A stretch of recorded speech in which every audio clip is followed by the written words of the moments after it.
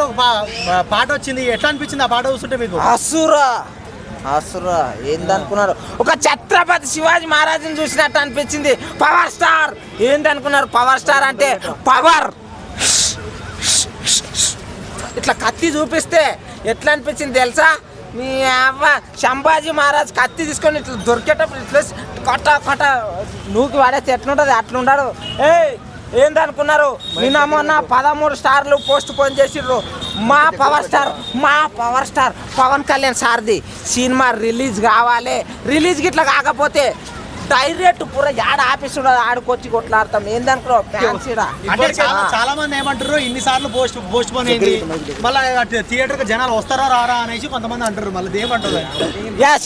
నిన్న మొన్న ఏమైందంటే నిన్న మొన్న ఏమైందంటే ఆయన ప్రజాసేవలు ఉన్నాడు కాబట్టి కంట్రోల్ చేసుకున్నాం. ఇప్పుడు మేము కంట్రోల్ చేసుకోము. ఇప్పుడు అర్జెంట్ వస్తున్నది, ఏం చేయమంటివి? పక్క ఇగో థియేటర్లు కాడ పోయి బరాబర్ కటౌట్లు కట్టి మెడకాయ గోక్కుంటుంటాం. రాకపోయింది అనుకో తీసుకొని యుద్ధమే.